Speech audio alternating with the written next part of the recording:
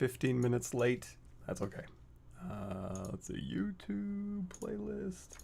We'll go to ArtStation. We'll load up streaming. Let's go to Pixelogic's page here. There we go. Okay. Got everything I need. We'll go to videos. ZBrush Summit day 1, 2, 3. Okay. Whew. Sorry. I got to the end and couldn't find my tablet. I got everything set up and then I remembered, oh yeah, I packed my tablet to go to ZBrush Summit and it's in my bag and then I couldn't find the cord. So anyway, I'm all set up here. Let's do this. Let's see, YouTube here. So on my YouTube channel, if you want to follow along, well, we're not really, I don't think we're doing anything that we're going to follow along with, but here's some YouTube videos that you can go check out for, you know, intro to ZBrush stuff. If you're new to ZBrush, I'll go ahead and put this in the channel. Also, on my ArtStation page here, so we have this goblin thing that we did with Character Creator, and then we made the big troll guy. I'm going to go ahead, I've set up the goblin. Let's go ahead and open up some files, if I can find them real quick. So we have recording, Character Creator. So we got a goblin. 3D print pieces render. Sorry, these are kind of, let's see what this has in it.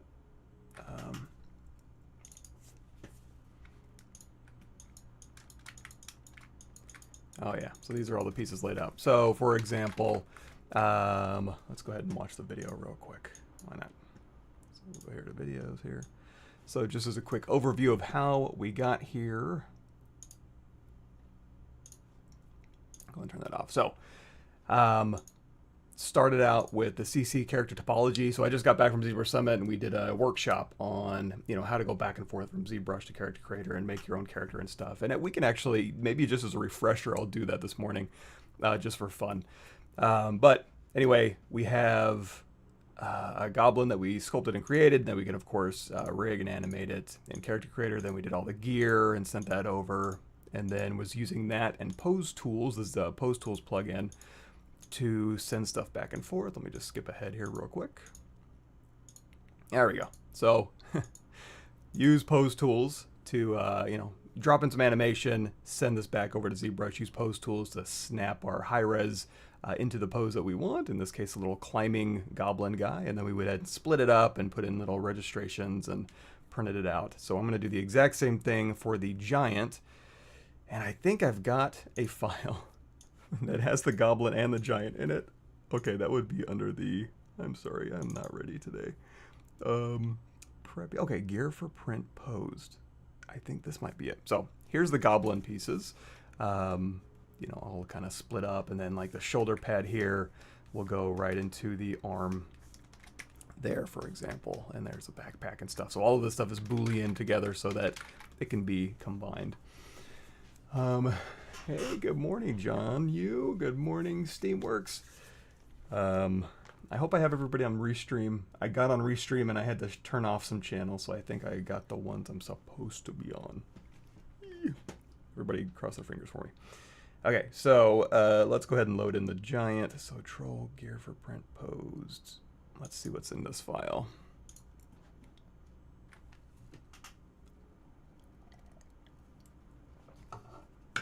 Yes, okay. Thank God. I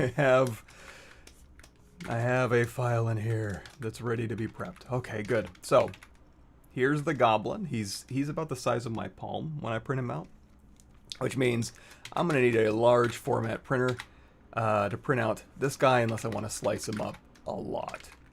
He's going to be, I don't know, maybe 1.5 feet tall. Maybe, I'm not sure exactly how tall, but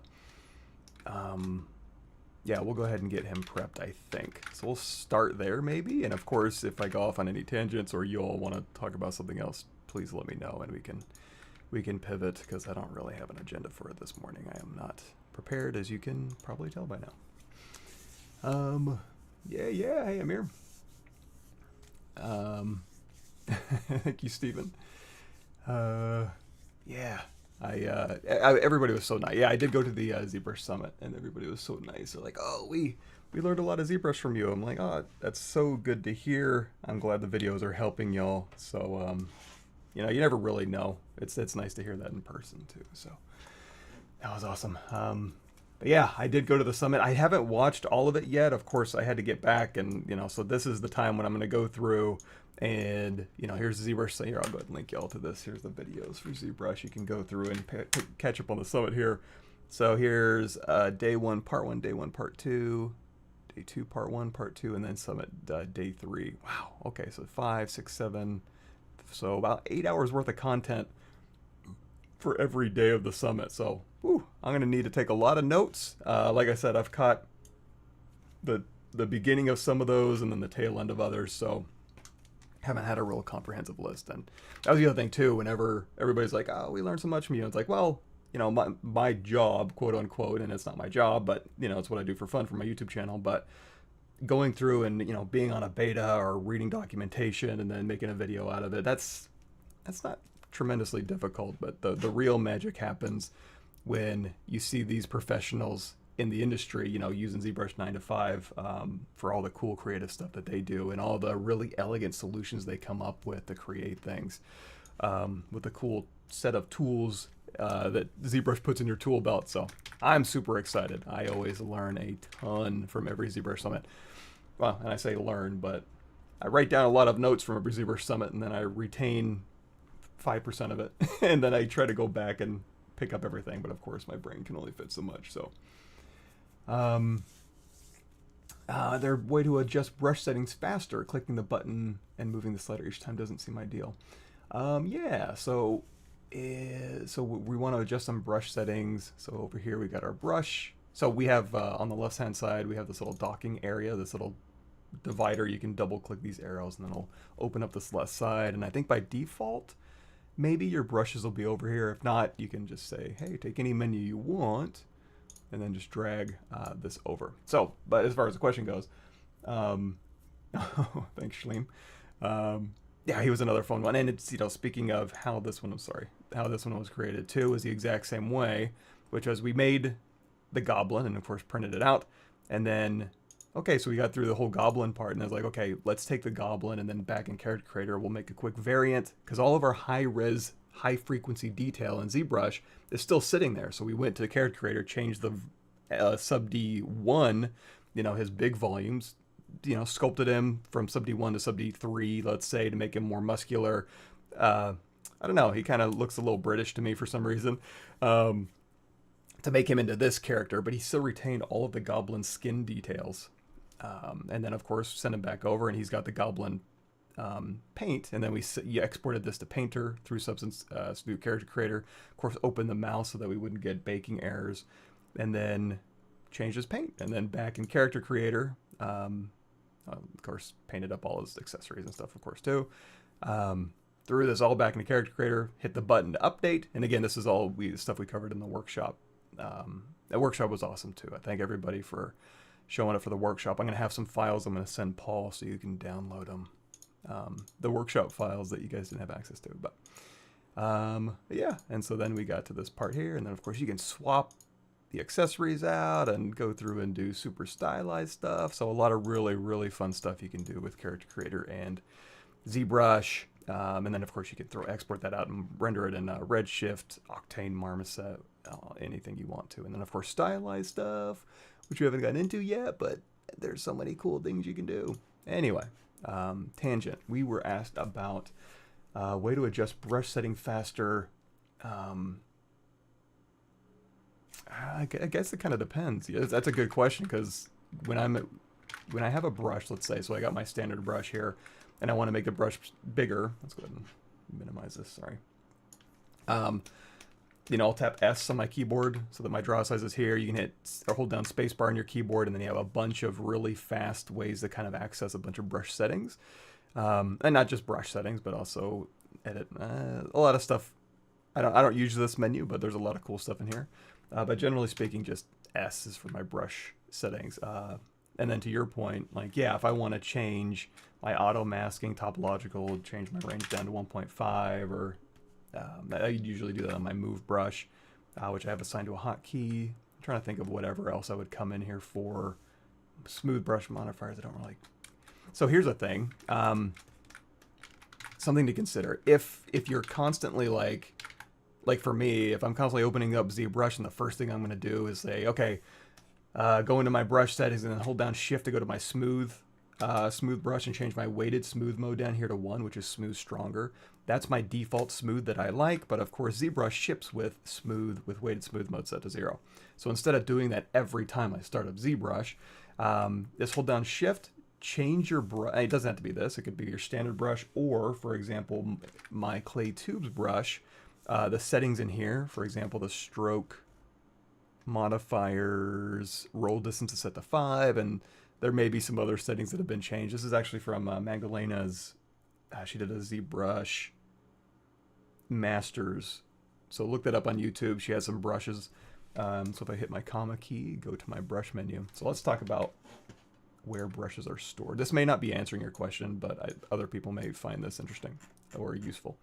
So if I go in here to wherever ZBrush is installed on your machine, so C, Program Files, Maxon ZBrush 2023 in this case, ZBrushes, this is where your lightbox is. So you're going to see all these underscore folders. These are just brushes I bought or downloaded over the years and kind of put them in here. So for example, in the Magdalena brushes, there's a clay tubes brush. So I always use this clay tubes as my clay tubes, but this is not ZBrush's default clay tubes. Same thing as the smooth brush. Smooth brush by default doesn't have weighted smooth mode set to 1.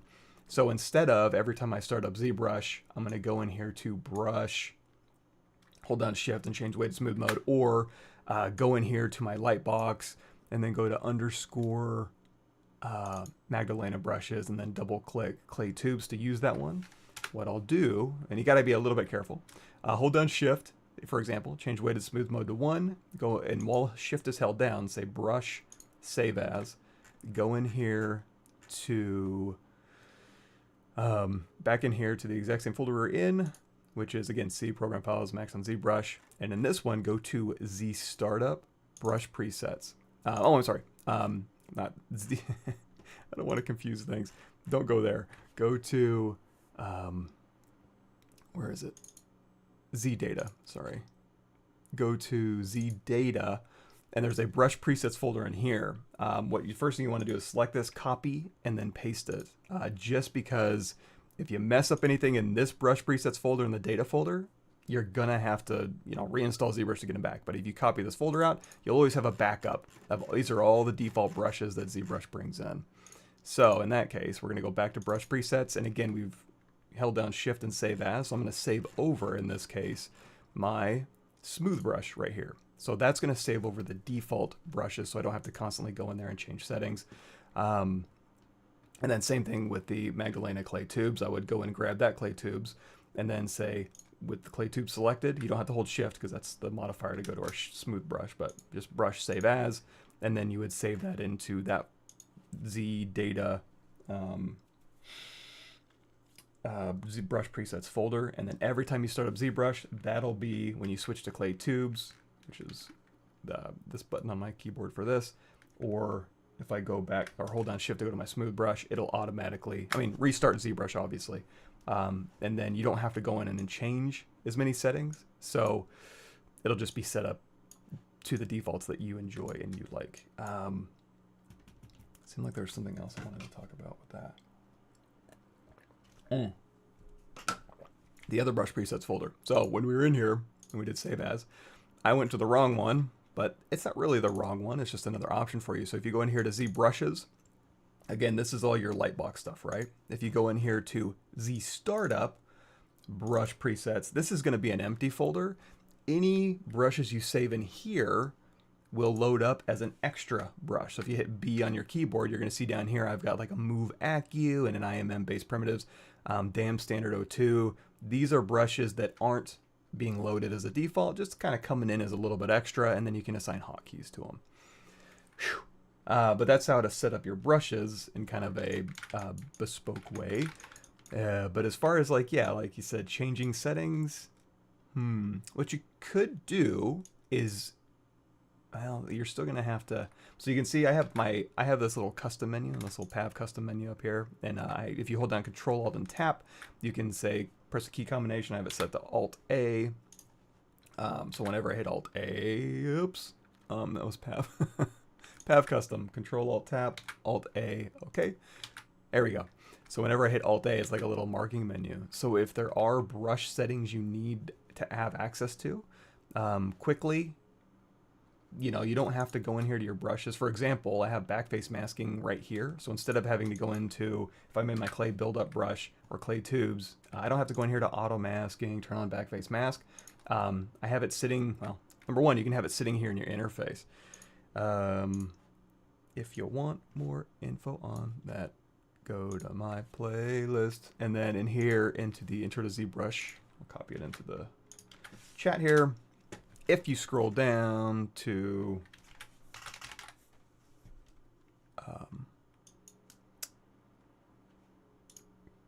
come on, custom. There we go. Oh, there we go. Creating and saving custom brushes. Everything I just said is in this video. Also, creating your own custom interface and menus to speed up your workflow. It's right here in this video 42. So if you want to put buttons in your interface that are quick to access. Also, the backface masking here, I have that set to a hotkey, Alt F. So when I'm in clay tubes, all I got to do is hit Alt F and it'll turn on backface masking. The reason I have it in my interface is so I can have a visual representation of if it's off or on any brush, because it's going to be set on a per brush standard. So if I go to my H polish brush, I can turn it on. I can go to my standard brush, I can turn it on. I can go back to my H polish brush, it's still on. So you can sorry, long-winded response that isn't really answering your question, but I'm just giving people alternatives to say, hey, if you want brush settings assigned to hotkeys, you can totally do that. If you want brush settings in your interface, if it's faster to access, you can do that. You can make your own custom menu with brush settings in it that you can access a little bit faster. Again, you can hit S on your keyboard to get brush size, space bar to get access to some brush settings. But yeah, I don't know if there's a real easy way to adjust brush settings faster outside of that. Okay, so getting kind of here. Oh, thank you, Scroll. Glad the videos are helping out. Just like everybody else, I'm glad the videos help. And when I'm doing my live streams, I'll be a little bit more mindful, because sometimes I get bored explaining, what do I say a lot? I'm always, like, when I go into my custom menu, you know, delete hidden, geometry modify to delete hidden, geometry modify close holes, deformation, mirror and weld. Like, these are things I do a lot. And if you're new to ZBrush, you might be talking like I'm going fast and I'm saying it fast just because I'm bored saying geometry. Where is it? Geometry, modify topology, mirror and weld. You know, so instead of digging through here, I'll use my custom menu. I'll try to shout out where it is, but I know if you're just getting started in ZBrush, it's going to be irritating to watch one of my live streams and be like, wait, what? You're going too fast. And meanwhile, I've been doing this for many, many years, and I'm just bored of talking about that functionality. It's good to talk about, and it's useful, but, you know, when you're live streaming, I apologize. Can you transfer high-level details in Character Creator? Yes, kind of. So basically, essentially what we did was we had, actually I can show you real quick. So for example, yeah, let's do that just real fast. Let's open up Character Creator.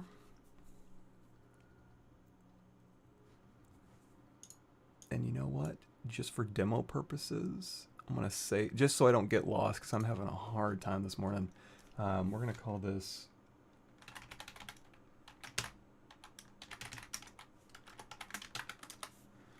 let's put that right on my desktop. Boy, I got a lot of stuff in here. Let's hit that R key. Okay, okay, yeah, we're going to transfer. So, okay, this will be good too. So I haven't opened up this Character Creator troll file in a long time, like the body file. I also haven't opened up the ZBrush version of the body file in a long time. However, if I'm smart, and let's all test this live, if I'm smart or not. Ooh, you know what I need. I got my ZBrush Summit folder, and that has everything nice and organized. Oh, where did I put that? I'm sorry. I just got back last night, and I am think. ZBrush Summit. This PC. Oh, okay. Recording. That's usually where I have to roll my stuff. You know what? You know how I find things? I go to everything.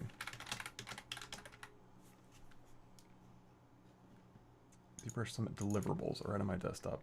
Duh. No, don't have it. All right. So anyway, okay. So Goblin. I have a bunch of working files in here for the Goblin, and usually what I'll try to do is have a Z project file and a corresponding character creator file. So if I ever want to go back, and I do have this much nicer in my workshop folder, but so for example, here's my Goblin 2 character creator file. So I'm just going to double click that, and we'll go ahead and load him up, and then I'll open up in ZBrush the corresponding ZBrush Goblin 2 corresponding skin file. And in fact, I have two versions of a skin file. So let's look at those real quick.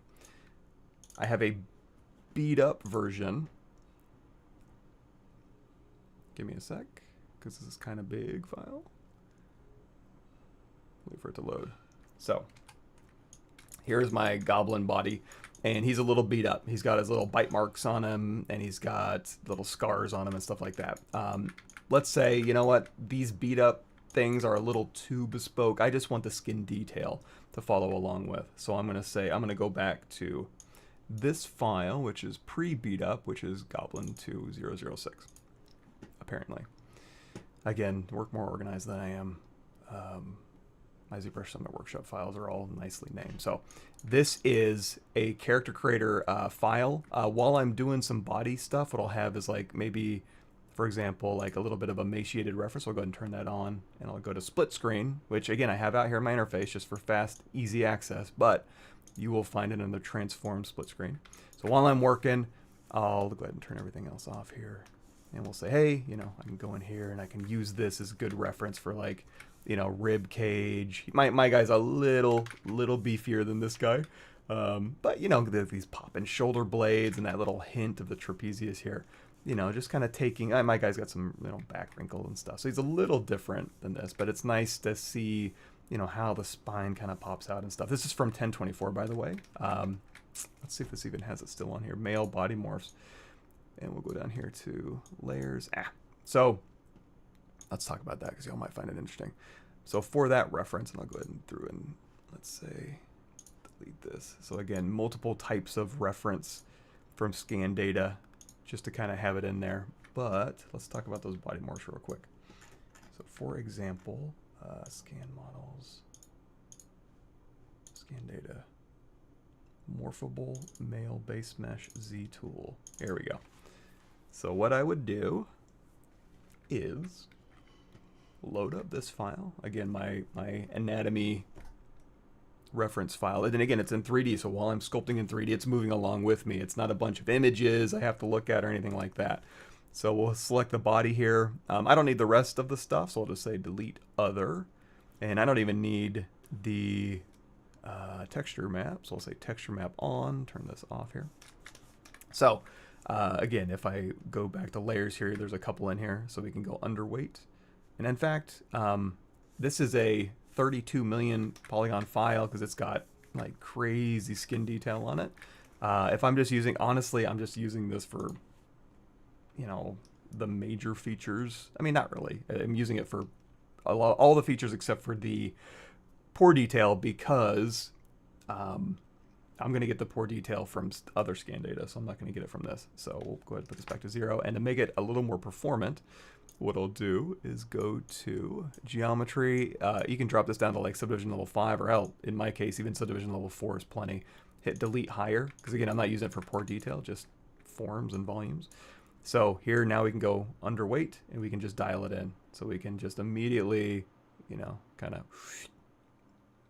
suck that in. And then of course, the opposite, you can go in here and you can go do overweight as well, just so good overweight reference.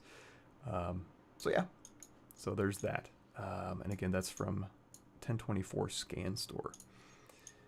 Okay, so back to our goblin here.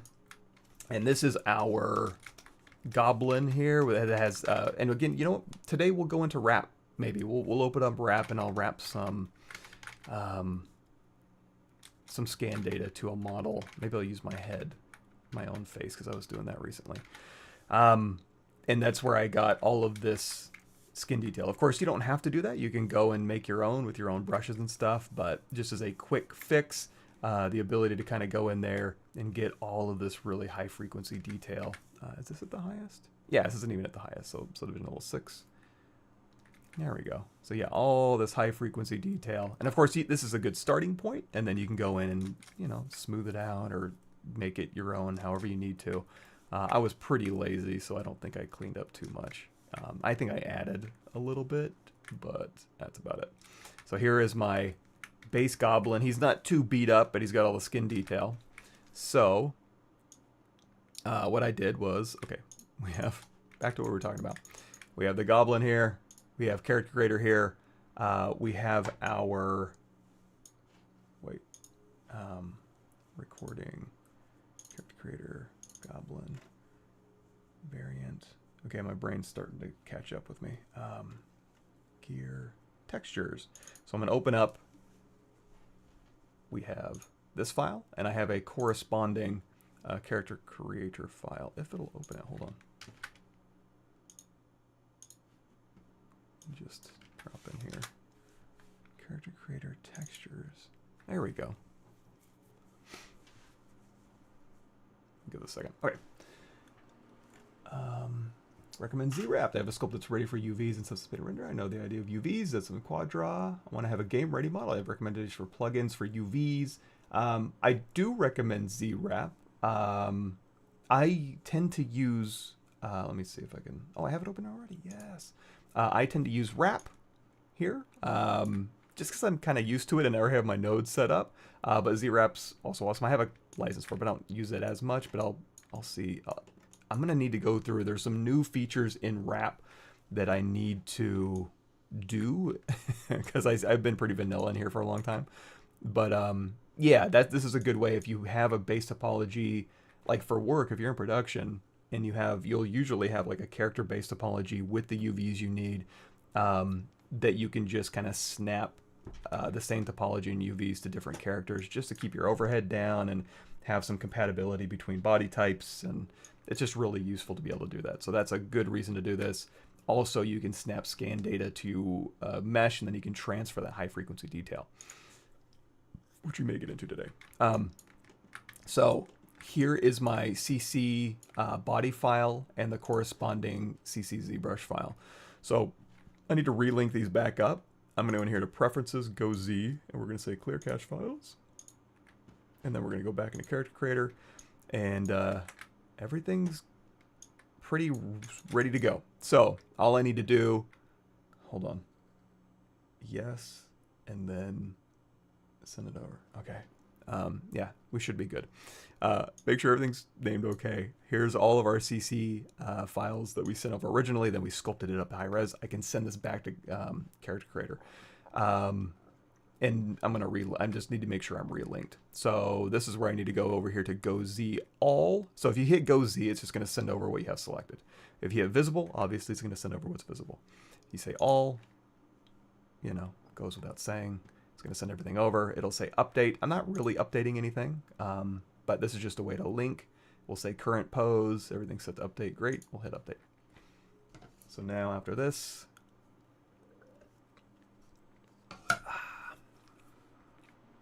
and I am going to be recording, hopefully this week, this whole process. Everything I had just showed you really quickly and everything I'm talking about now, I'm going to have a nice video you can go and watch linearly that'll take you through it. But anyway, we have these things linked. So the next step I would do, like you were saying, transferring detail to another body type, you can do that through wrap, or if you want to use Character Creator, you can modify this existing character into another character like I did for my troll. So let's go ahead and do that.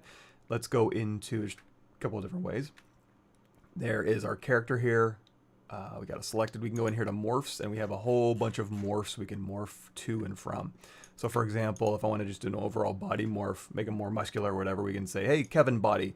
We can just dial that in. and that will go through and morph the body shape. You know, you can also go bit by bit.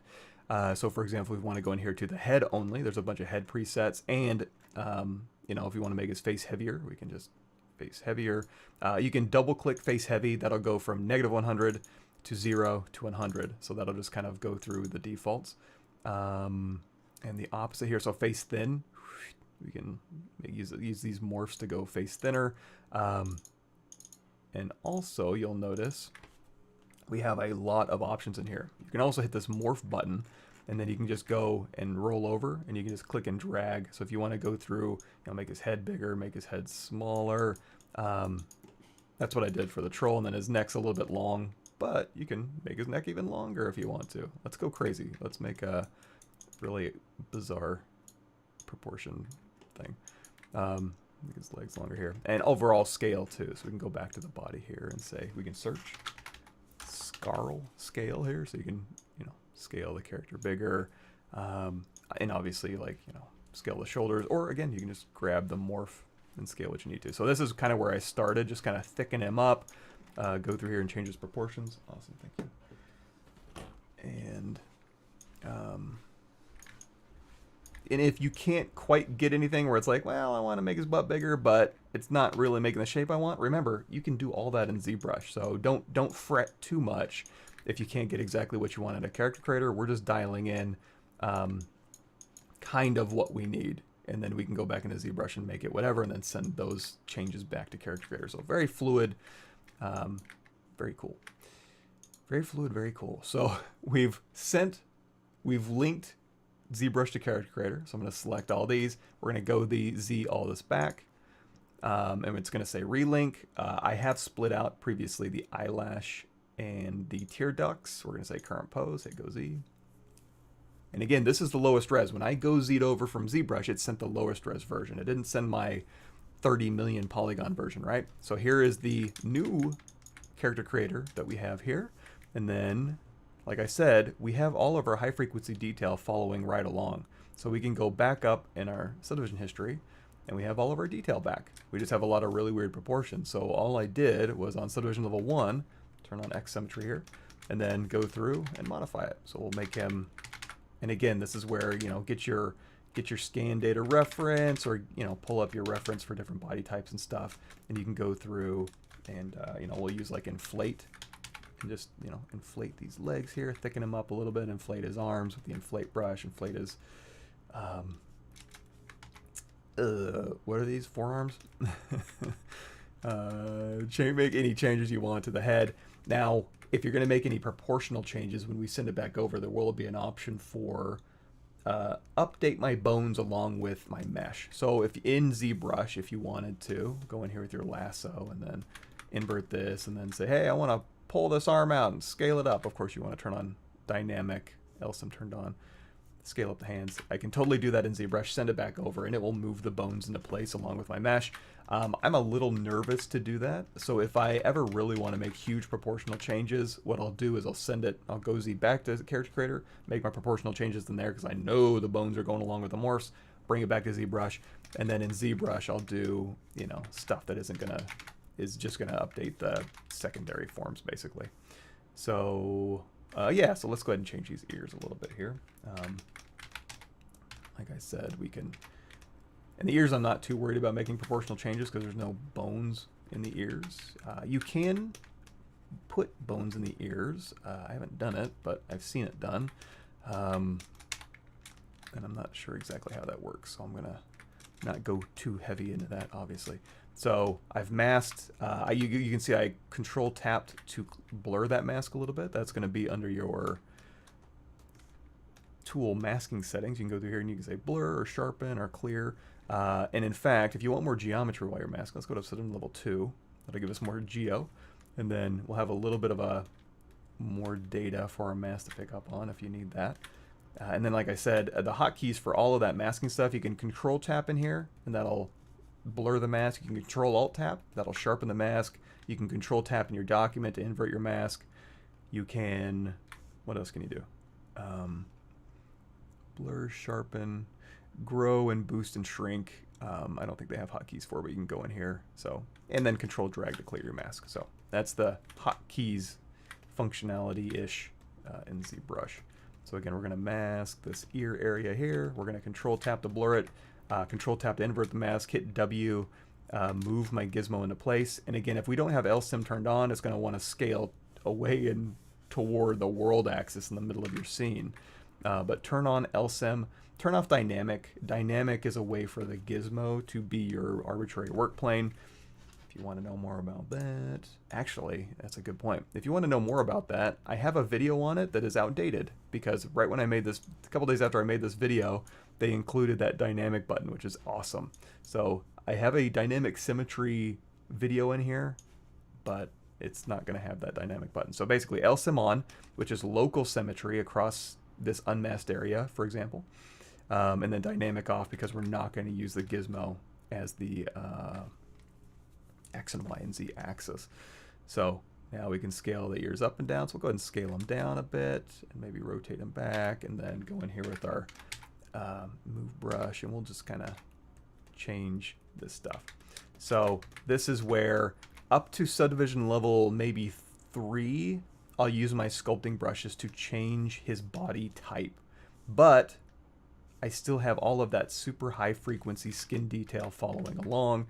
So I still get, I don't have to go back and wrap and project that detail. I can just have it available to me. So that's how I did the troll, give or take. Let me get some coffee real quick.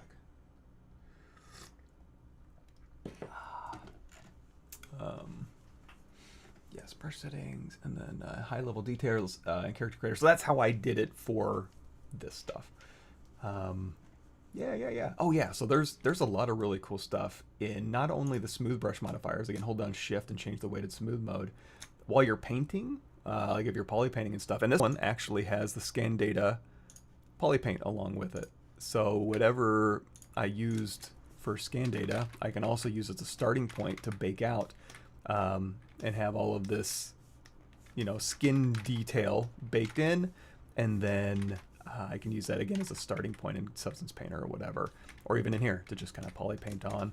If I want, in fact, in ZBrush on this poly paint, you can say, so for example, on poly paint, if I had it loaded as a texture from 1024, I can say poly paint from texture. It would be loaded in here. That would transfer the texture data to my poly paint, and this is just what poly paint is we have, in this case, 13 million polygons, vert points, and every one of those verts is a position in space that makes up your character and the shape of it, and then also RGB information. So you can literally paint RGB information on those polygons, and that's very, very powerful to kind of toss data back and forth. So we were talking about this and poly paint, and then also you can go in here to poly. So you can, if you have a texture map, you can say texture map. Oh, maybe it's up here. Texture adjust colors.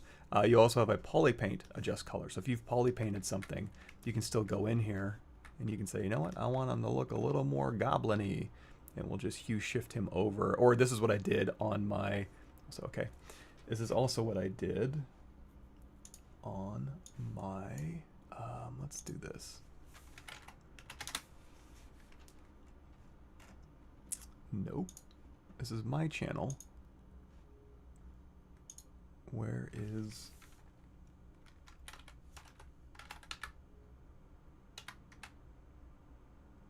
I think that's how you spell it. There we go. Yeah, so the making of. So very similar is I started out with just a arbitrary... oh, and this is with the crew. Oh, oh no. Hold on. Oh, okay, I got it here. Stylus League. So this is with Stylus League. We went through. So check out, I'll copy here. Here's the Stylus League channel. Oops. Can I? Oops. Sorry, I forgot to send something apparently. Yes, so the Stylus League channel, we go through and we sculpt a long time ago we went through and we sculpted this thing just for fun, and then I had this turtle sculpt, and then I went through on his body and just wrapped, and this was even posed, so I went and posed, this was before Character Creator, I just posed it manually and then went through and transferred scan data to my Ninja Turtle guy, and then again went in here and changed the hue on the poly paint, went through and added some tiling reptile skin, masked it so it only affected parts of his body, masked by cavity, went and did some poly paint on top of it, threw that in the Substance Painter, so you can use poly paint and masking and Substance Painter and all the cool Substance Painter things you can do, and then throw all of that into Marmoset, and you'll have, you know, very high frequency detailed skin and stuff on your Michelangelo character. I think I have it, yeah, here. And I guess I don't get too close, but yeah, anyway, yeah, frequency detailed transfer, yes, doable. Okay, so yeah, so yes, I use ZWrap. Yes, use wrap. It's totally cool. And as far as retopologizing, yeah, Quadra. Maya has there's Topo Gun, and then Maya has like Quadra, and then ZBrush has a bunch of topology tools as well, which is on my website. Like ZModeler has some topology stuff built in. Z-Spheres have topology tools built in. Max Maya Model Blender Cinema 4D all have topology options, so however you want to do that. And then UVs, when I'm doing organic UVs like this texture, let's do this. I'll show you his UVs real quick. We'll drop down to subdivision, subdivision level 1, and underneath your UV map we can say morph UV, and in fact let's unmorph and let's turn bump down to 0. Okay, oh yeah, and these are UDIMs. Let's talk about UDIMs. Let's unmorph real quick. I'm gonna do, you see I only have one polygroup. I'm gonna go here to polygroups and I'm gonna say auto groups with UV. So all of my UV groups have their own UV map. And then for example, I can say morph my UVs now. And then again, these are all, they're UDIMs, so they're kind of stacked on top of each other. Let's go into solo mode. But if I'm gonna do, actually this one doesn't, these are all just nicely laid out. Usually when I'm doing organic stuff, I'll use a plugin, and that's not really a plugin, it's standalone, but you can also plug in to any other program. A program called Hedis UV Layout. I'll use that because that has a really nice way to go through, and you can tap S and then double tap S and it'll straighten those lines out, and then you can relax in between your straighten UVs. You can do that, of course, in any other program. Rhizome, like I said, Max Maya Model Blender Cinema 4D. It's just, I've been using it for so long, it's just nice for me to use. So so for organic stuff, I'll use Hedis, sometimes for hard surface stuff too. Yeah, I don't use plugins usually, but anything you want to do for UVs is everything in 2023. I can't think of anything really that's like, oh my god, you have to use this topology program, you have to use this UV program. And it's kind of the same thing for, like, I don't know, box modeling and stuff too. If like, what's the best program to extrude a face? They're all pretty good. You hit a face and you say extrude and then it extrudes. I don't get too caught up in religious arguments over that stuff, but other people in here may have different opinions. ZWrap is a substitute for traditional retopology. ZWrap is a way for you to transfer existing topology to something arbitrary, just to save you time. So you don't have to, so you can have matching topology, which is really useful. But yeah, you don't. If I'm just going to have a character and it's just a human, then yeah, I'll just use the same topology. I won't overthink it. Make a character with one eye, rig the character in Character Creator, or dragon. You probably won't learn that stuff from me anytime soon, but yes, you can. Number one is if you want to get the easy access to all of the functionality we have. For example, in Character Creator, we have this, and we've changed the proportions right, and we've gone through and we've made sculptural changes in ZBrush, I think. So whatever changes we made in ZBrush, we can send back over to Character Creator. So we got all this showing. We're going to say, again, go Z all. And then that'll go in here. And then this is where the adjust bones to fit morph is. I didn't really move anything that was gonna, so like the ears, for example, don't have bones in them, so I'm not worried about it. So we'll say update current pose. So all the ZBrush changes we made will update on this character. And because we're using their CC based topology, I get for free facial animation, already weighted body here. So if I go in here to motion, and we'll do a walk here. So this is all the stuff I get to inherit for free because I'm using the CC based topology. Also, if we go in here to wrinkle check, dramatic male. Same thing for the face. I get facial animation for free. Now, having said that, if I go in here to content, you're going to see there's a coyote and there's a T-Rex. This is not using the CC based topology. Obviously, it's a T-Rex, right? However, you can just use Character Creator as an organizational system to make your own shapes, and it's all in here. So, for example, for this face, if I go in here and say, let's go ahead and say motion, pose, a pose. And we'll select our base body here. What was I going to do? There was, oh, motion. So there's edit facial. So this is kind of cool. So for example, because once you, how do I explain this? Well, this is the cool thing you can do. So over here, I can grab this jaw and I can go over here and just like, you know, move the jaw around, you know, furrow the brow. And I'm getting these expression wrinkles built in because, let's go ahead and reset this to 0. If we go back here, again, with our character here, we have expression wrinkles. So this is activated. If I turn this off and I say, hey, wrinkle your forehead. I can't turn the, okay, yeah. So check with expression. So if I say, yeah, I guess I have to turn this on. I can say, wrinkle your forehead, and you see these wrinkles that are showing up? Those are not in the geometry. That's actually a normal map being blended in. If you go down here, you can see there's 3 different wrinkle sets. We're gonna get more on my YouTube channel. Smash that like and subscribe button. This one too, I'm actually streaming right now on Pixelogic's channel, so go ahead and subscribe to them. But also back on my YouTube channel, I'm gonna keep updating with more and more Character Creator stuff that'll get into how to do your own bespoke wrinkles. These are all using default wrinkles. And in fact, if we go and look at actor expression wrinkles, you're gonna see you can, let's see, what are we looking at here? 4K, blah, blah, blah. This one, there's realistic generic wrinkles on here, and also realistic and stylized. So you can bring in stylized wrinkles for a stylized character and have it, you know, ripple and pocket and groove. So very nice, precise. So both, you can make your own bespoke wrinkles for stylized, you can make your own bespoke wrinkles for this. We can't get into that today, but eventually, so keep your eyes peeled.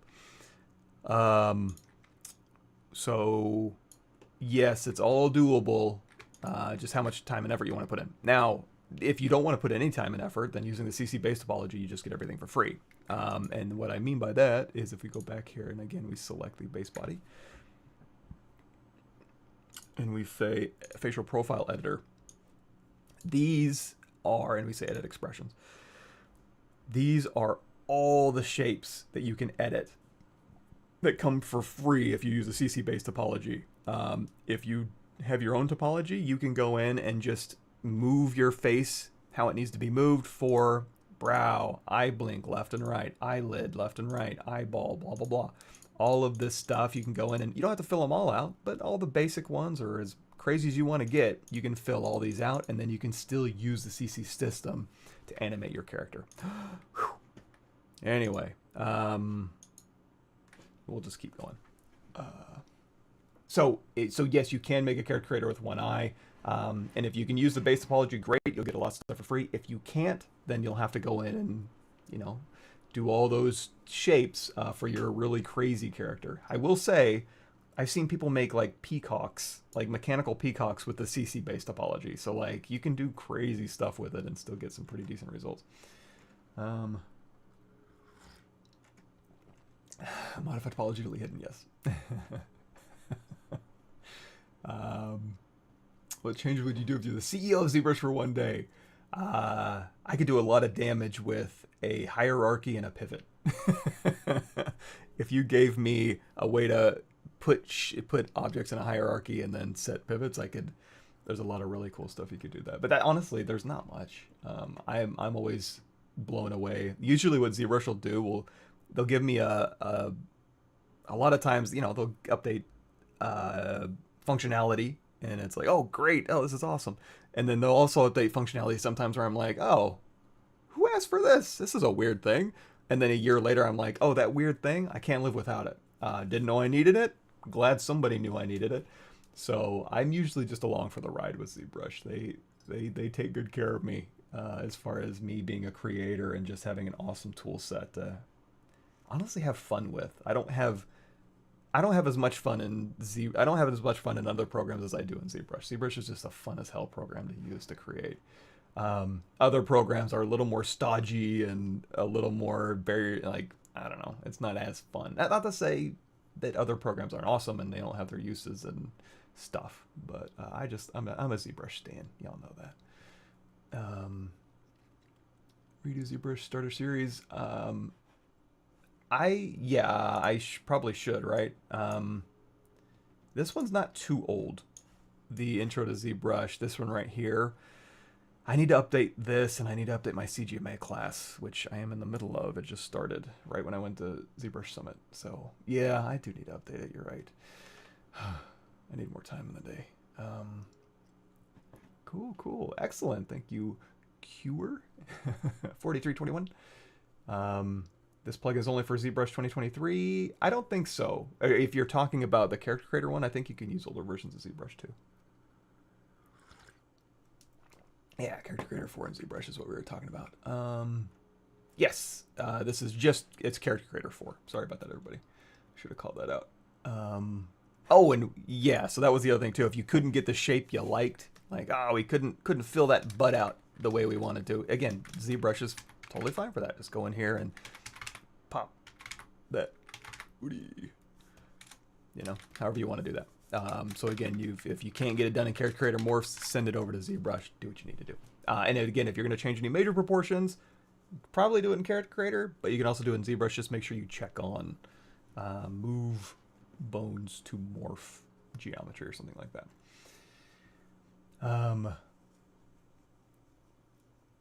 I hear so many mixed opinions, people saying you can't get game ready UVs on ZBrush. ZBrush doesn't, well, it's true, I suppose, with a caveat. What's a good example? Goblin. Okay, let's say we don't have UVs on this thing. Let's say we go in here and we say UV map, delete UV. Now, if you're doing the character creator ZBrush workflow, don't do this. Don't delete your UVs. Keep them around. You really need them. I would imagine something may go badly for you if you do this. But so right now we have polygroups, but no UVs. So if I go down here to UV map, there's nothing I can do because there's no UVs. So I can make UVs in ZBrush. So we can go in here to Z plugin. There's two ways you can do UVs in ZBrush. So Z plugin, UV master. We can say, so this has subdivision history. We got our high res detail here. So because of that, I need to go in here and say work on a clone. It is symmetrical. I do want to use polygroups. I can just hit unwrap, and then I can hit, oh, there we go. And then I can hit flatten, and now I've got my body UV'd.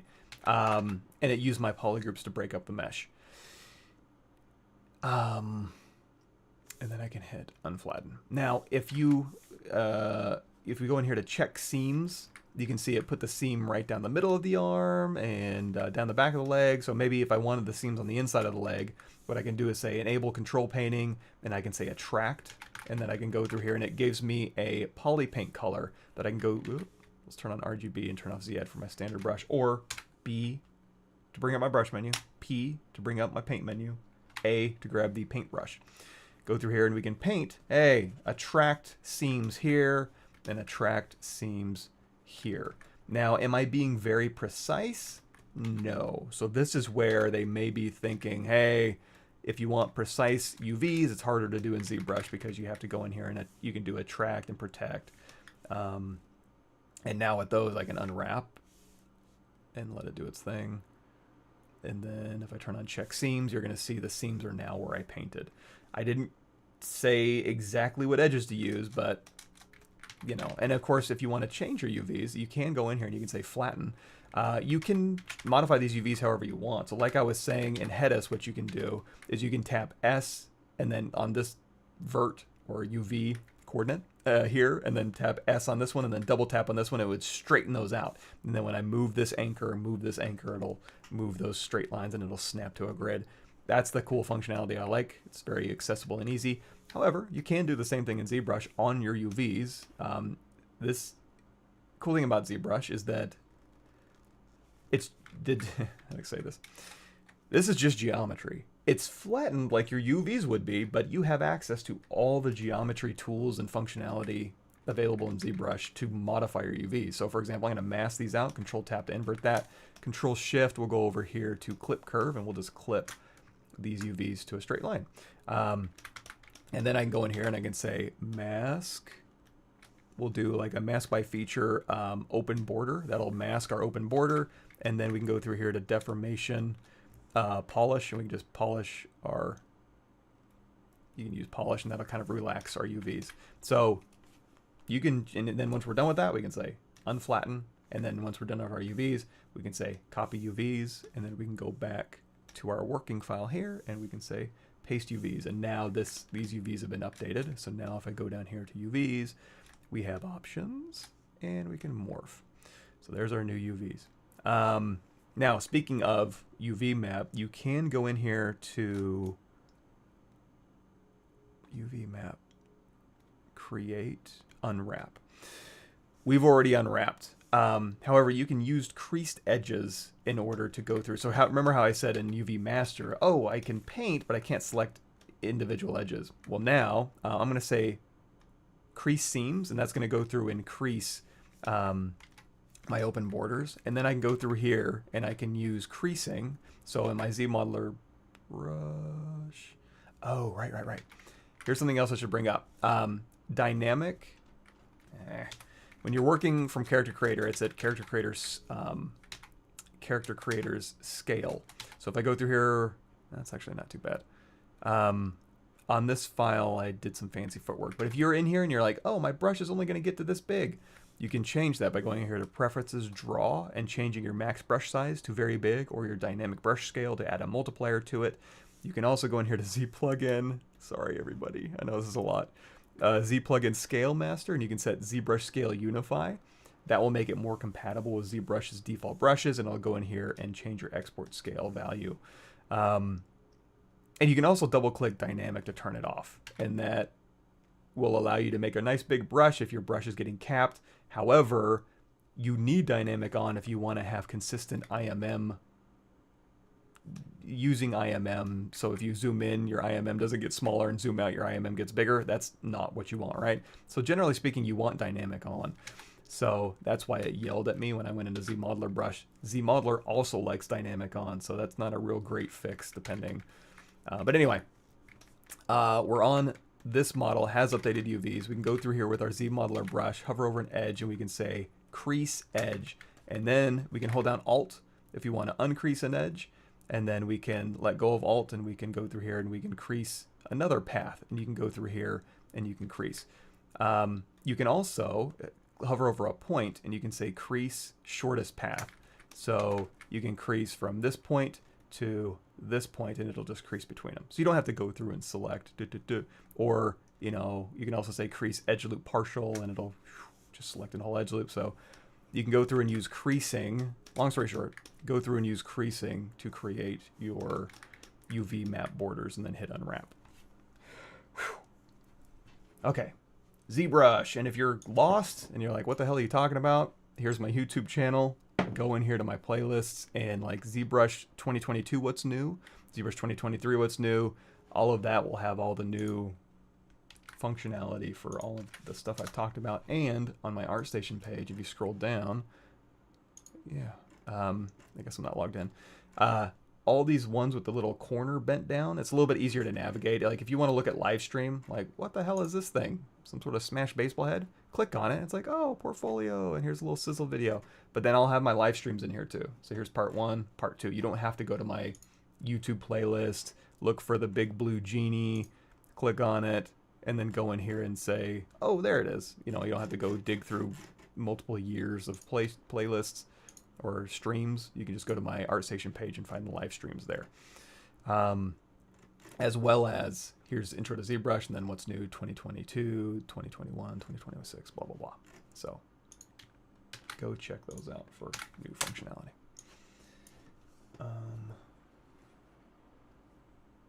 Yeah, and now as far as like game ready UVs, you know, you can, I will admit that like doing UVs in ZBrush like this, it's totally fine. You can, I showed you, you can do it, but I know a lot of people will be like, no, it's easier, you know, use Rhizome or use Maya, or you gotta use Blender and these 3 plugins in order to do UVs as a professional.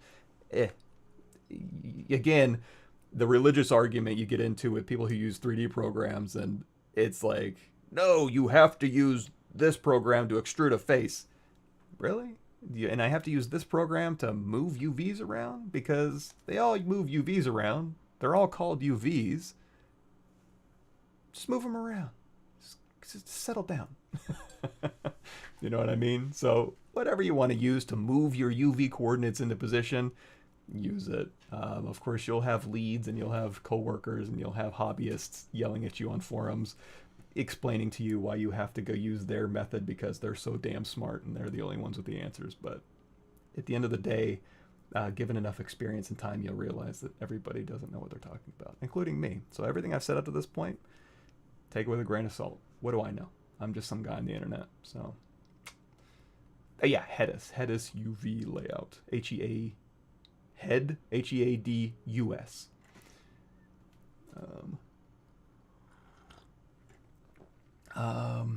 You can also sculpt your own molds for facial and body animation and send them to CC. Yes, smash that like and subscribe button on my YouTube channel. We will get into that shortly-ish. Designing mudguard, harsher design stuff like that to make it look good, not boring. Mudguard like on a bike? Let me see. Oh, okay. These are actual things. Oh yeah, like mud flaps? Mud flap kit? If it was what I was thinking of, so for example, so we have a ring, and this is our bike tire, let's say. And I'm going to go through here and say make polymesh 3D, and I'm going to say inflate. So now we have this bike tire, and then I want to do a mud flap guard. You can go through here and you can say, hey, you can duplicate this entire ring off, and then say, oops, Control Shift, we'll grab select rectangle, and we'll grab, you know, these polygons, let's say, and I'll say delete hidden, geometry modify topology, delete geometry, modify topology, delete hidden. And then we'll go in here to auto groups. So that's underneath your polygroups menu. There's an auto groups menu. We're going to take this top polygroup, Control Shift tap it, delete hidden. And now we've got our mud guard here. And then we can just go through here and say, you know, Q mesh. Oh, Z modeler brush, BZM, hover over a face, Q mesh, polygroup all. If you don't know how to use Z modeler, look it up on my YouTube channel. We got a lot of videos that cover that.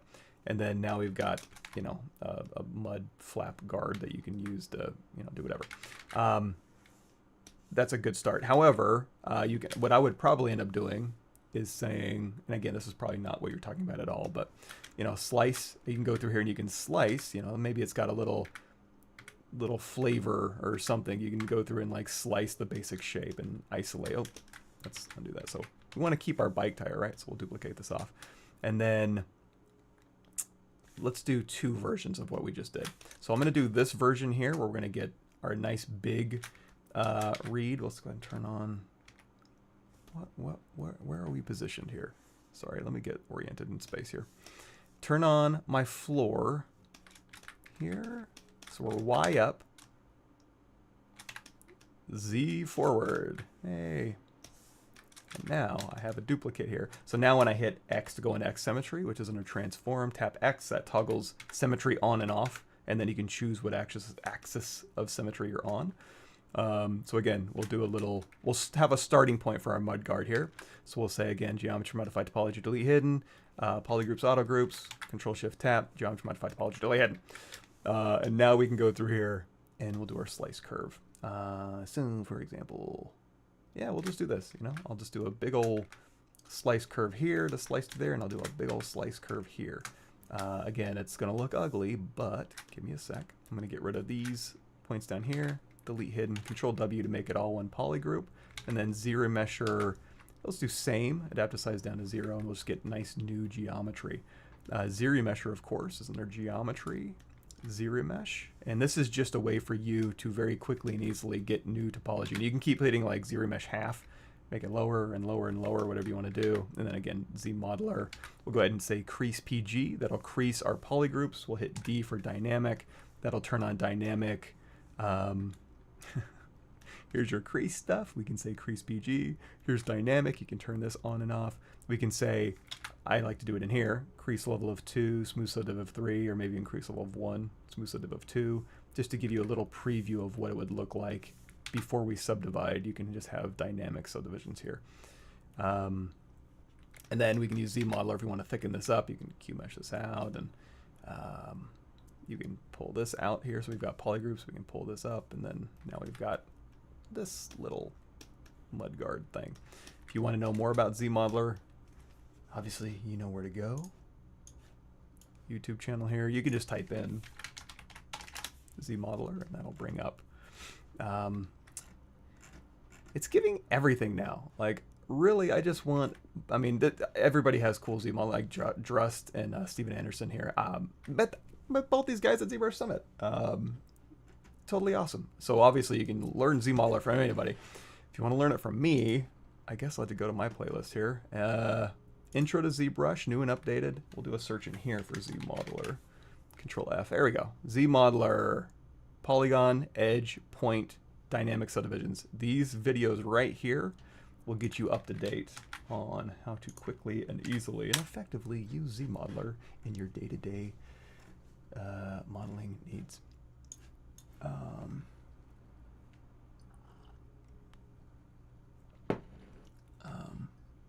Yeah, exactly. And you could make the argument that I've tied my career to ZBrush, but I use everything. I just love ZBrush.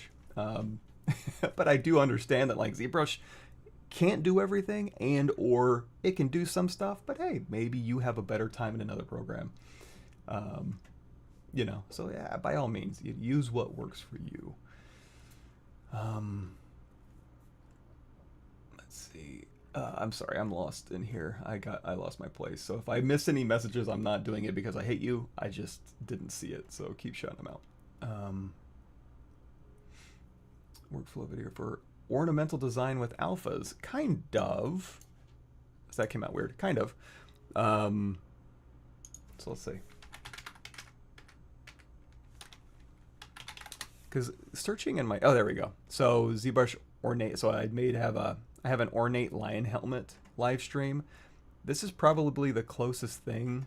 It's a time lapse, so it's not great, but I can show you how I cheat. So let's make this ornate. So right now it's dynamic. These are not real polygons. They're just a preview of what it would look like if I subdivided. Like I said, we have a crease level here. So if I crank this up, you'll get those razor sharp lines, and that looks very CG.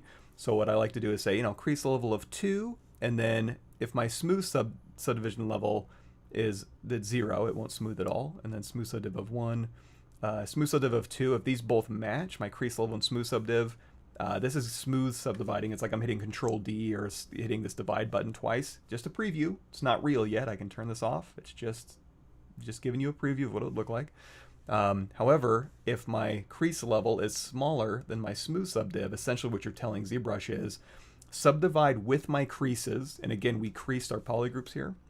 So it's keeping those nice and sharp for me, holding those edges.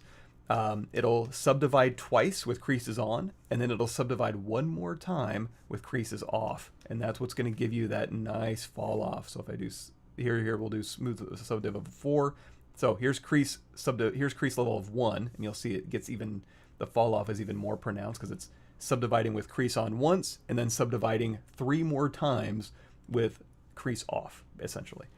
So if we say crease level of 2, it'll maintain those edges a little longer before it falls off.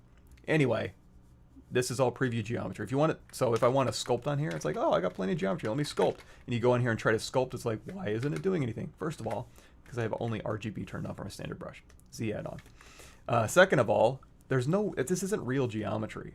It's just fake geometry. So when I'm sculpting, I'm really sculpting on nothing or very little.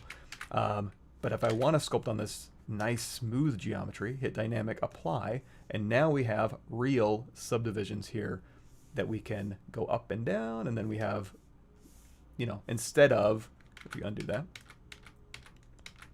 we have dynamic here, right? You're going to see my active points, 696, doesn't change when I turn that on and off. It's always really 696 polygons. As soon as I hit apply, now I have 177,000 polygons to sculpt on. So let's say we want to ornament this up. I do have, if I hit my comma key, alpha, I do have some got some Jonas Rosinus alphas in here that are cool. Usually what I do is in my brushes. I'll go to like ArtStation and I'll download, I don't know exactly go on ArtStation or go on Gumroad or go wherever and look for like, hey, ornamental alphas. I'll convert those alphas into geometry. So for example, here's a volume 1 of some alphas I bought off ArtStation. Converted them to geometry, and now I have a brush with geometry that is being converted on the fly to alphas. So instead of having like a standard brush with focal shift set to -100, go in here to alpha import, and then you import like 300 alphas, you can take those alphas and just convert them to a brush. You have very quick, easy access to them. You can see it's updating here. You can also hit M on your keyboard. You can go through here and you can select. So it's like, okay, which one do I want? This one. So we can select this one here. We'll hit Control D 2 more times so we get plenty of geometry. And then I can go through here. We'll turn X symmetry off. And now we'll turn our Z intensity down. And now I can go through here and draw, you know, this very, subdivide one more time. We can draw this very ornate alpha on here. Now, you're noticing, and of course we can drop our Z intensity down. We can hold down Alt if you want it to like carve in to your object. It's also going through my object. Probably don't want that, right? So go in here to your brush menu and tell ZBrush, hey, auto masking, backface. And if you remember from when we first started, I have my backface key or my backface setting set to Alt F. So I can just toggle that on and off. I don't even need to be in here looking at it. I can just say, hey, is backface masking on for this? Obviously not. Let me turn it on. Boop. And this will give me a little visual reminder that it is indeed on. So now when I drag this out, it will ignore any faces it can't see, which are the ones on the back. So anyway, that's one way to do ornate alphas, or kind of go through and ornate this up. However, you're going to see I had to go to 11 million polygons just to get this to show up, right? Here's an alternative. Oh, and if you want to convert geometry, like I was saying, taking alphas and converting them, here is converting alphas to multi-alpha brushes. Multi-alpha brush from images. I got a couple in here, so I'll go ahead and copy this to y'all if you need it. Here.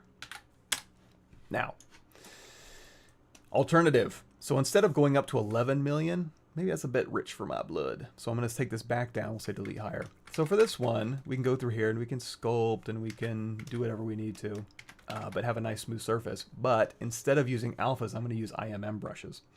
So let's do that. I'm going to hit the comma key, go in here to brush, go to my ornamental, and you're going to see I have alpha brushes that is just like I showed you, and then I have IMM versions. So here's alphas, and then here's IMM versions of those. So if I go in here to alphas, ornamental, wait, 43 IMM.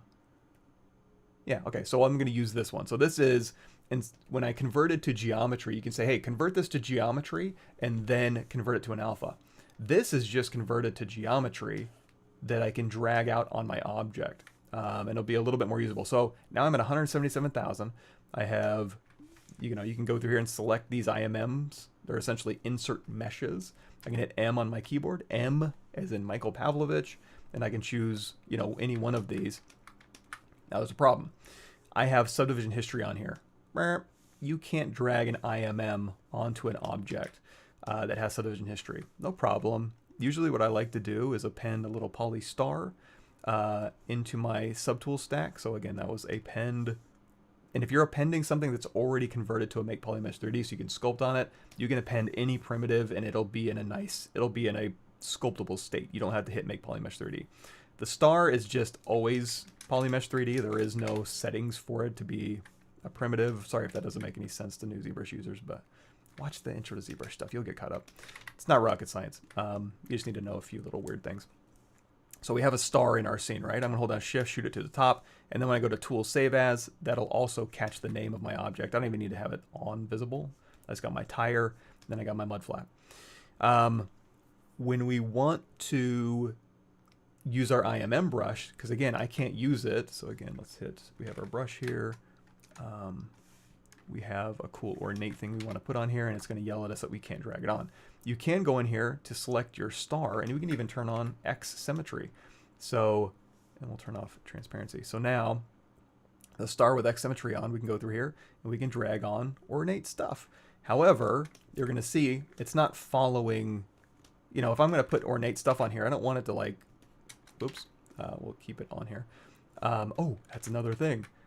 I do. So underneath brush, modifiers, there is a projection strength. By default, this won't be on.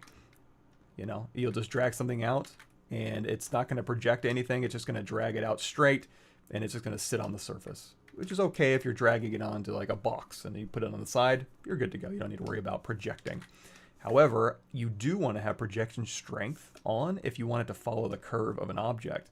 However, you're going to see because I have this object selected, it's not, let's go ahead and turn off X symmetry.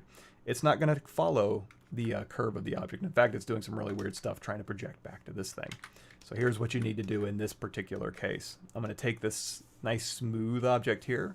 We're going to duplicate it off and we're going to say, in fact, we didn't even need that much geometry. We'll drop it down to like subdivision level 4, say delete higher and delete lower. So now we have a copy of that object with no subdivision history. We have a brush. Oh, now my voice is going. I have a brush with projection strength on. So now when I drag out this object onto here, it will follow the curvature of the object. Now you don't have to follow it exactly. You can drop that projection strength down, but in this case we probably do. So I'm going to drag this out. It follows the curve of the object, and then I can go through here and we can just keep adding more and more ornate stuff. Sorry, I gotta stop talking for a second.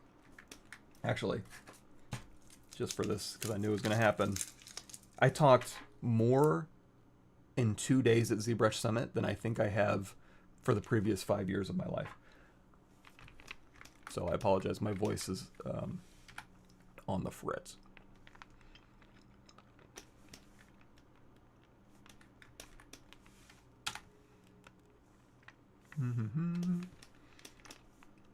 Sorry, no music, so I'm just gonna have to hum. Anyway, do your ornate stuff, Control Shift. Now, so I have my object here and then I have some ornate stuff stuck to it. You can hold down Control Shift and tap and that'll select a poly group. What I like to do is just grab a little chunk of this, do Control Shift A, which is visibility. I'll show you where it is. Visibility, grow all. That's awesome. That's really good functionality you should know. There's also grow to polygroups, which is also very useful. So for example, if I grab a little chunk of this thing and then do Control Shift A, that's visibility, grow all. If I grab a little piece of, let's say do a quick group by normals. Oh yeah, it's okay. So if I say, for example, Control Shift drag over this salmon colored polygroup and this teal colored polygroup here, and then do Control Shift Q, that is visibility, grow all for polygroup. So that's also pretty useful. But again, Control Shift A. If I don't, to grow all. So now I have visibility for just this object And then if I Control Shift drag, that'll invert visibility, and now I have my ornate stuff sitting in space. If you want to keep this around while it's hidden, you can go into your split menu and you can say split hidden. If you don't need it anymore, geometry, modify topology, delete hidden. And now we have our object here that we can sculpt on. We have our ornate stuff that follows the curvature of the object, and we have our original tire. And that's the other thing too, is on this one in particular, if we take our undo history and we just go back to before we had subdivision history, you can just keep this dynamic. So, you know, we can do D to turn a dynamic on, Shift D to turn it off. And if you're like, I want to put on ornate stuff, but I want to keep this dynamic because it's nice to have this functionality in case I want to go out of this mode, and then go up here and say Alt drag. Let's go and turn X symmetry back on. Let's say Alt drag over these to select them, and then we'll Q mesh these out, and then we'll say again, crease PG, hit D for dynamic, and we'll go through here and actually we'll say crease edge. We'll crease this and crease this. So we can go through here and we can kind of put in the creases where we want. I personally like to do this. I like to do a quick group by normals, just to give me, and then geometry modify topology mirror and weld, so I can see my polygroups visually, and then I can go through here and say, hey, you know what? All of this I want to have as the same polygroup. So I'm going to hold down Alt and then tap Shift to make these the same polygroup, and then I'm going to say uncrease all, crease PG, and now I'm really using my polygroups. As opposed to having to go through and crease with my ZModeler brush, I can just use polygroups. Sorry, that was fast, and I know people are going to be irritated at me at that, but that's okay. So use ZModeler brush and polygroups and creasing to kind of have this, but again, all I got to do is hit Shift D and go back. So again, I can make it look smooth-ish, but if I want to go through here and say, hey, you know what, on this one, I want to bridge, hover on this face, I'm going to say bridge, connected polys, circle, 100% curvature, resolution of 8, aligned to normal triangle sides. And boom, I can very quickly just go through here and make like these little caps. And again, I'm going to do a quick group by normals, mirror and weld, uncrease all, crease PG, and then make sure that, yeah, everything looks fine. If I want these rounded, if I do it right now and I say, you know, dynamic, it holds that edge. Yes, you can go through here and say, with your ZModeler brush, crease, edge, just hold down Alt and uncrease it. But again, if I'm in here, I'm going to say, hey, you know what? Make that all one polygroup. Make this all one polygroup. Let's make that more obvious. There we go. And then again, uncrease all, crease PG, hit D for dynamic. And now it's nice and rounded like I like. Now, that is okay for having a nice ZModeler preview of our object here. However, if I was to try to duplicate this off with dynamic turned on, it's going to try to snap this ornamentation to this kind of really low res geometry. So in this case, what I would do is I would say, keep this one dynamic, duplicate it off, say dynamic apply, maybe drop it down 1, delete higher, delete lower, and use this as my proxy to drag on smooth ornamental things to match that shape. When I'm done using that as a proxy, delete it, and now I can have ornamental shapes following the curvature of my dynamic mesh, but I can still maintain that dynamic mesh. Does that make sense?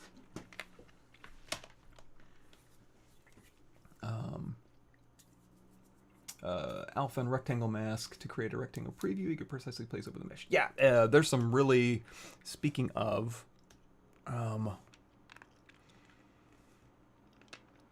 for example, we have a plane here, make polymesh 3D, subdivide it up, and then going in here. So if you hold down Control, let's go back into our brush alphas here. So we have, these are alphas. We can have this brush alpha. I think if I hit, sorry, I don't do this very often.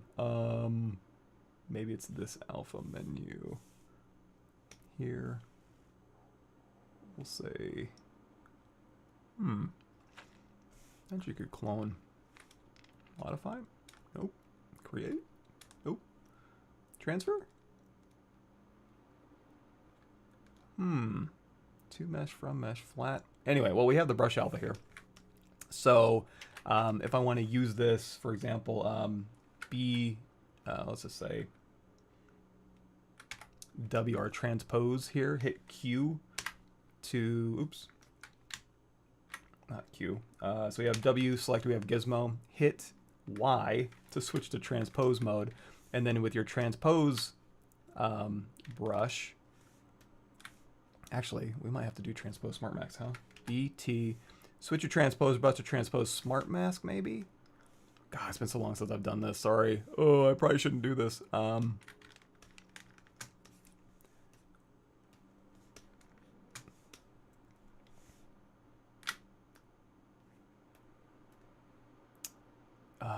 Gosh, there is a way. Go on my YouTube channel. I'm gonna have to go watch my videos again. You can load in an alpha with transpose smart mask, or just drag out and then go and precisely place your masks. I just don't remember how to do it. W transpose smart mask. Drag this out, but then if I want my brush alpha, and I don't even remember how to clone this damn thing.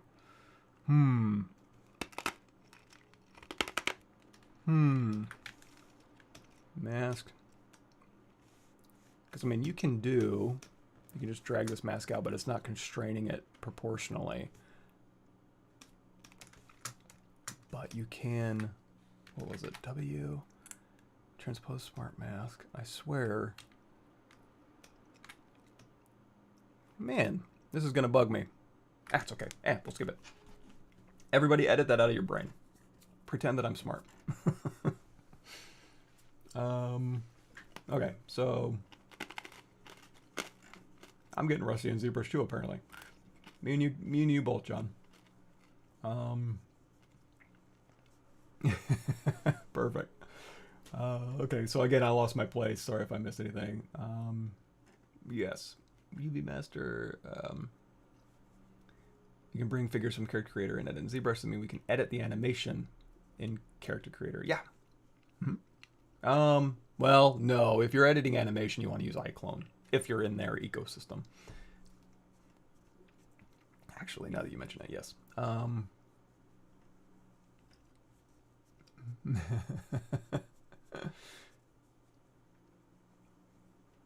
Let's see. Yes. Okay, I think I missed something. We can bring figures from Character Creator and edit in ZBrush. We can edit the animation Character Creator, such as creasing cloth and stuff. Yes. Well, cloth is a little bit different. Cloth is a little bit different because you can get dynamic. We can do it real quick if y'all want. Let's do something real fast. So we have motion, pose, a pose. And there's headshot, which we haven't talked about yet, but smash that like and subscribe. Wait, motion, pose, a pose. There we go. Let's go ahead and resync ZBrush back up. So, for example, oh, I didn't save this, did I? Okay, you know what? I do have undo history on this thing, so we're going to undo this back to where we fixed our ears. Okay, so at this point, you definitely want to go to File, Save As, and save a corresponding ZBrush file with your CC file. I'm going to go in here to Preferences, Go Z, Clear Cache Files. Okay. So for example, we're not doing ornamentation stuff anymore, so I think we're good. Sorry if like the whole mud guard and ornamentation, if that didn't answer your questions, just keep shouting out new ones. But so we have this file here, and we want to relink this file back with ZBrush. So we're going to go in here to, again, we cleared our cache file, so we're pretending like we're starting fresh. Notice when I was doing that UV stuff, let's do this, UV map. Okay, just making sure I have the right UVs. This did stay renamed, so I'm going to rename this back to just body. We don't want _1. So we're relinking. Go Z all. Sorry, I'm kind of jumping around, so my brain's trying to keep up. Update here, current, yes. So we're relinked. So now let's say we want to make a cloth object for this character. here. So we're going to make an accessory essentially. So back in ZBrush. This base body, I'm going to duplicate it off.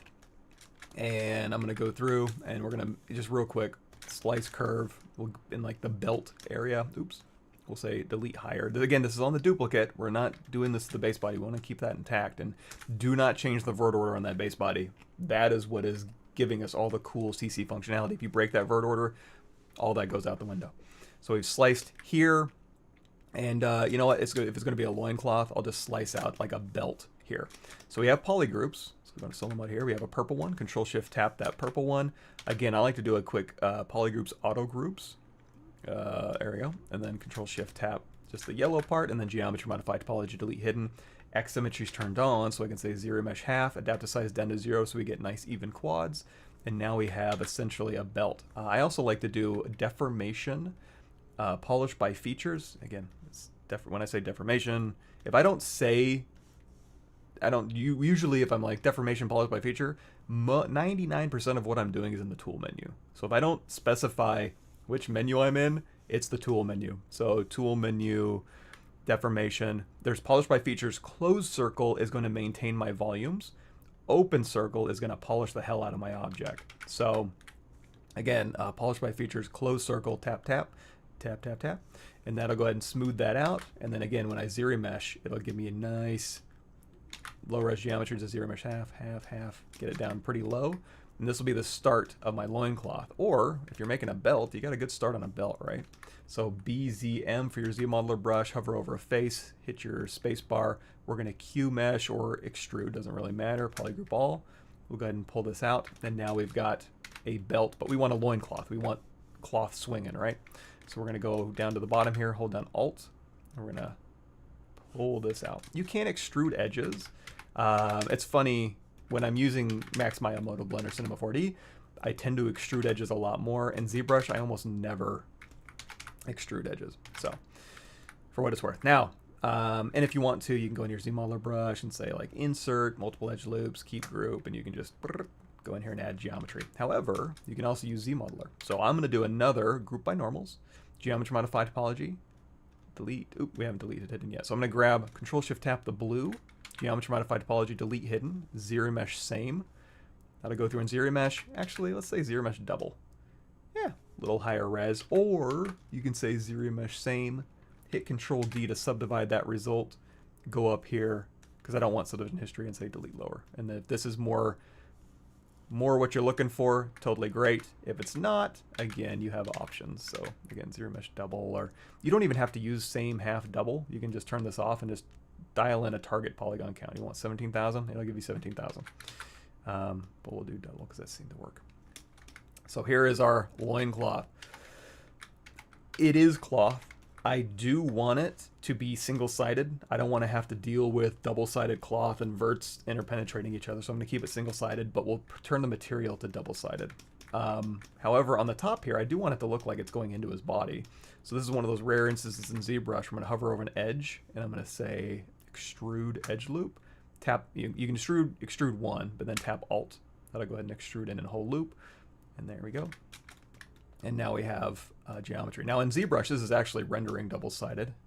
It's a little dangerous because you can not realize that normals are flipped if you're doing this. So if I go down here to display properties, turn double off, you'll see, oh, these are the back faces for my object here. Nothing really exists back there. So we have a loincloth. Let's go ahead and do just some real quick sculpting. So for example, hold down Shift. Here, let's hold down Shift. And so I have Smooth Stronger turned on. When I'm dealing with very low poly objects, I'm going to hold down Shift and turn down my Z intensity for my smooth.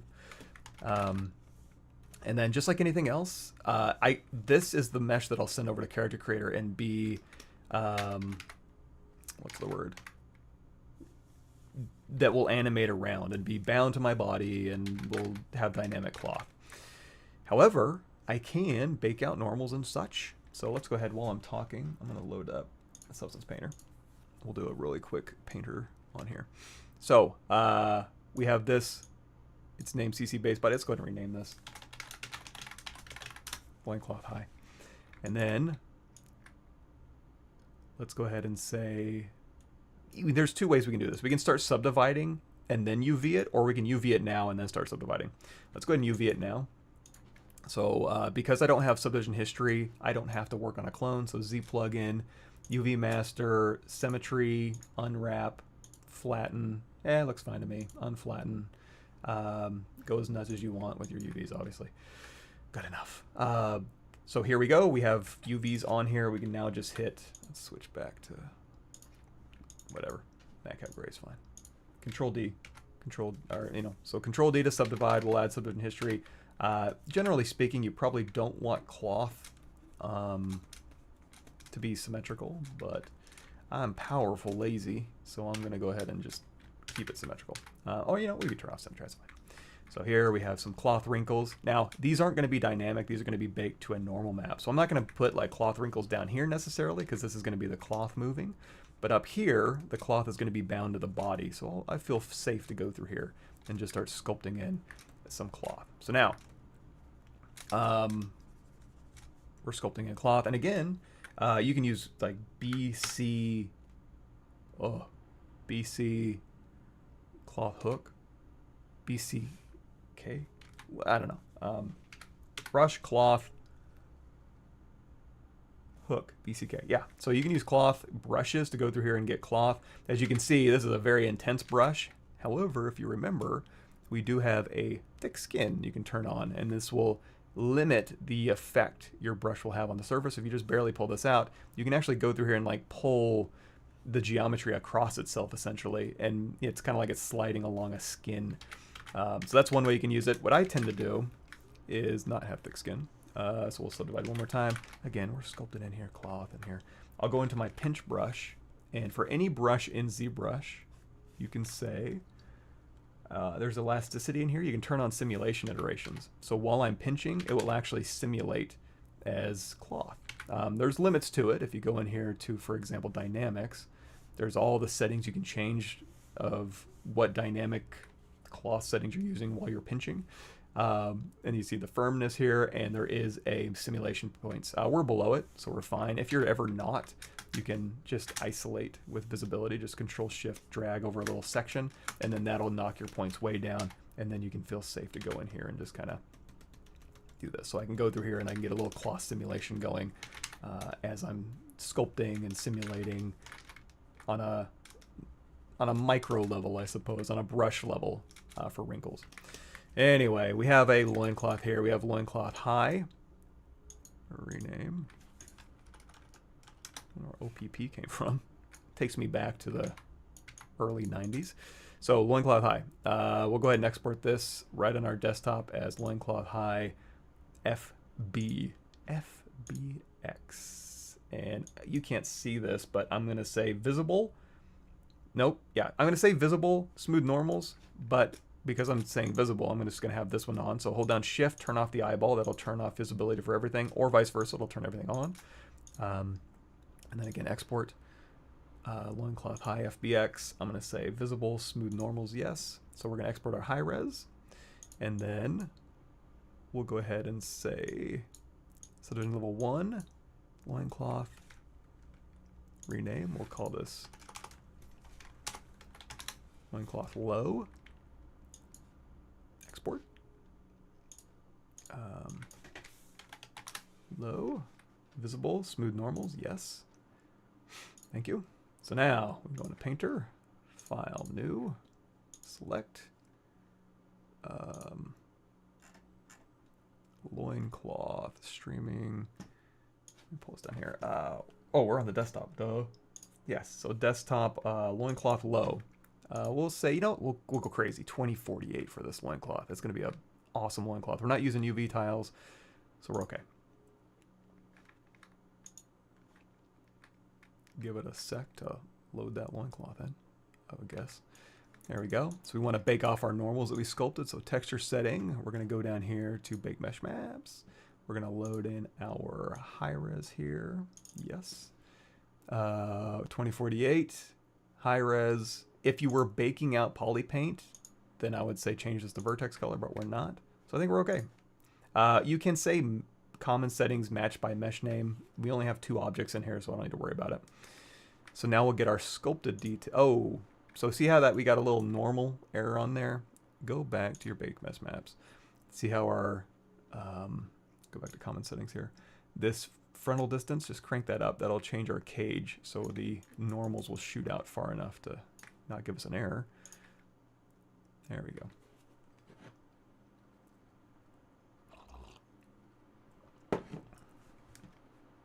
Return to painting mode. Leather. Let's go in here. So this is just materials. This is just a fill material essentially, and then this is a smart material with all sorts of cool stuff. So here's a leather stylized we'll use. So we'll go back to layers. We'll drop in leather stylized.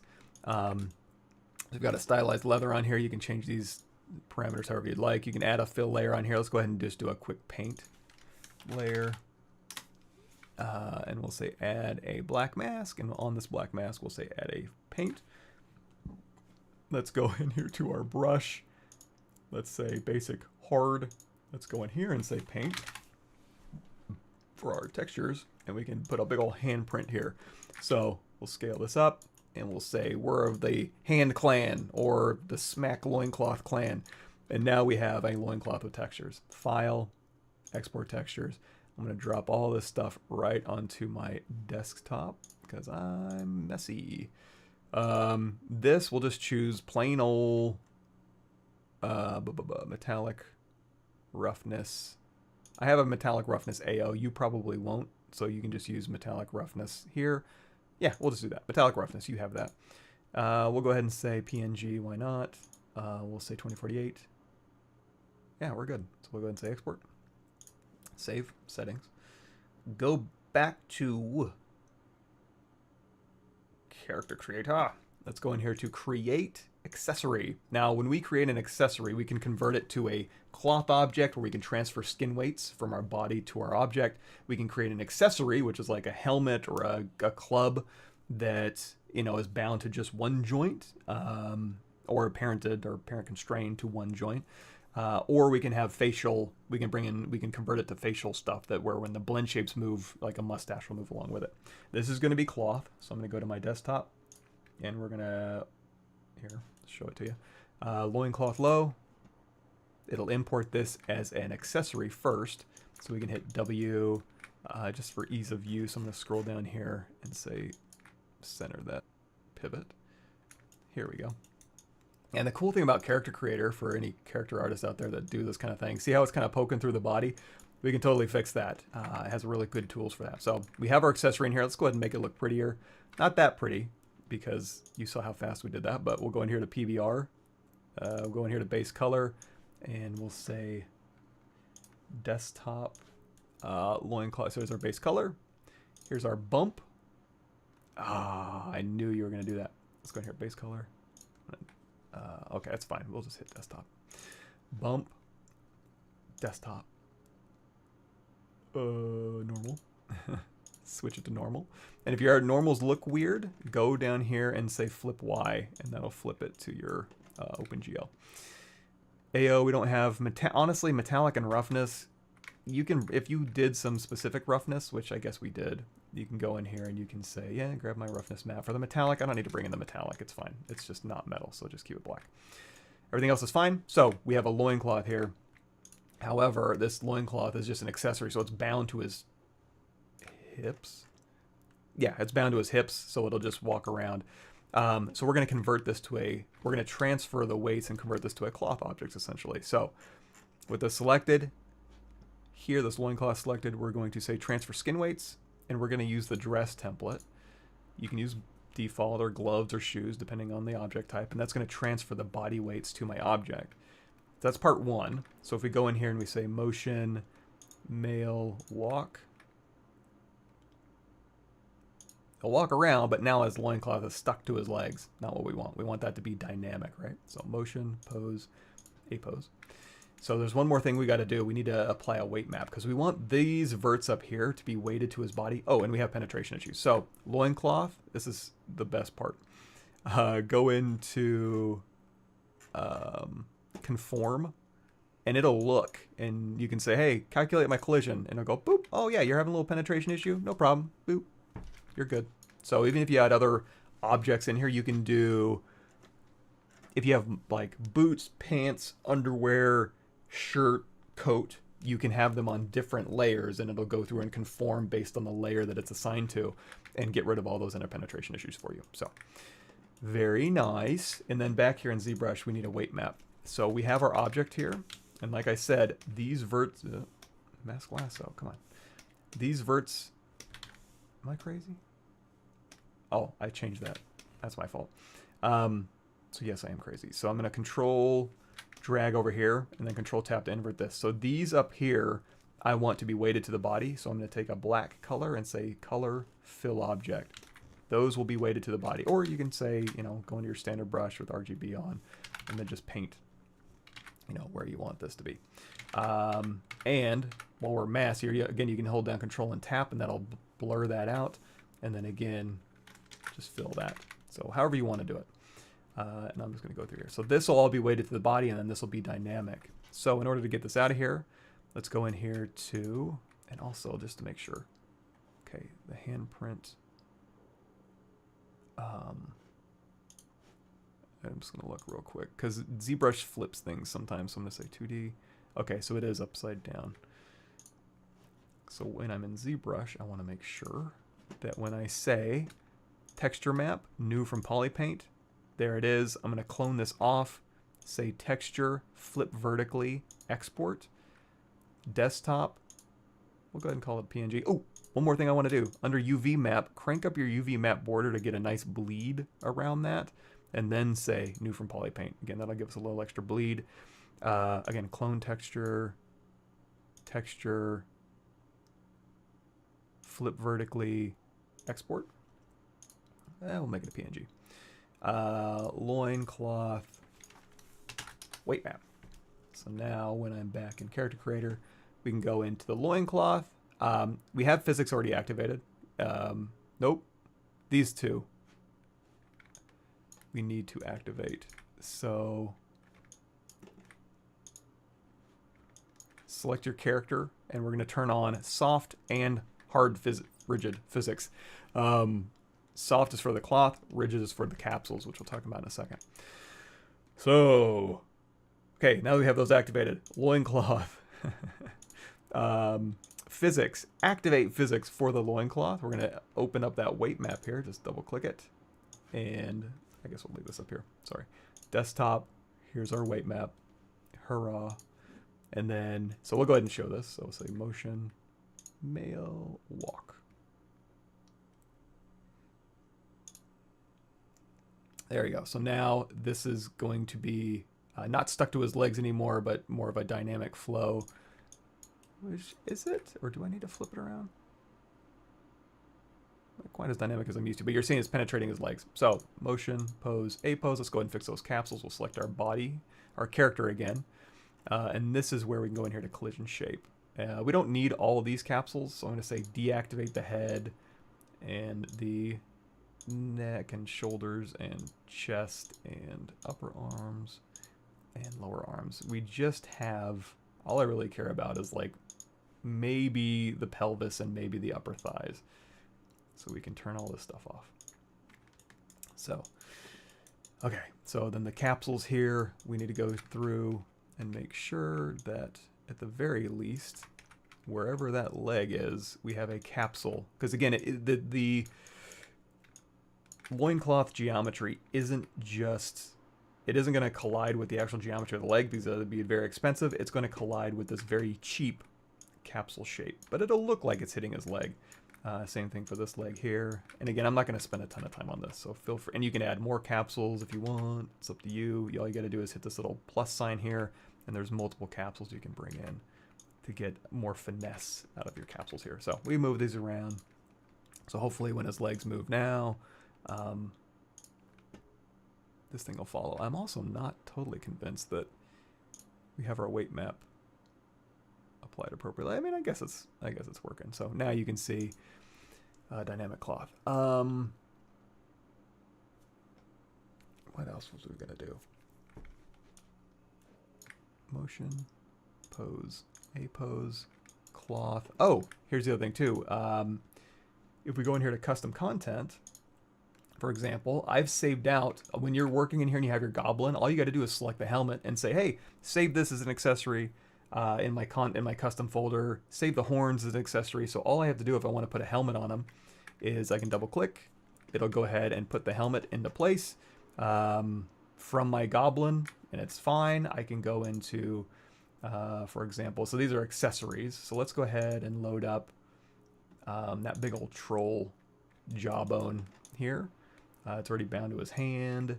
And you know what? Let's bind it to his other hand. Let's hit W. I'm going to scooch this over. Super easy to do. And we'll rotate a little bit. So we'll fit it into his right hand. But now we need to tell it, hey, stick this in his, or bind, parent constrain it to the, there we go. Parent constrain this to his other hand. So that's when we go down here and we say, hey, you pick parent. Oops, got his thumb, no problem. I'm just gonna follow this. We want the right hand. There we go. So now we've got this, and then any other stuff I have on here. So underneath cloth, I think we had like, what's a cool thing we could bring in? Maybe a little pair of boots.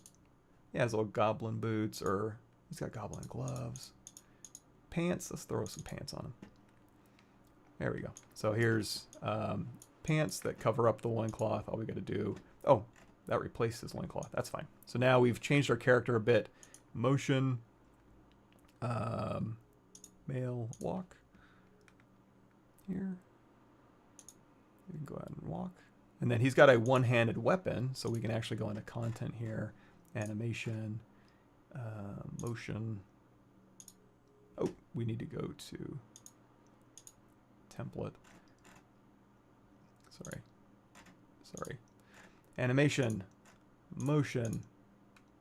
We got some mocap here. We'll do single-handed combat. He's got a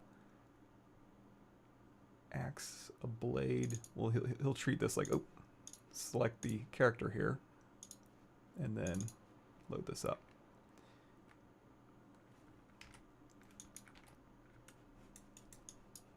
I don't know where the hell he got moved out into space. Edit. Preferences. I need to see. Show grid. There he is. So let's move him back. W. There we go. Sorry about that. F to frame. So now we'll have our big goofy goblin character doing his his whatever he's doing. Let's go ahead and say, oh boy, that's a long one.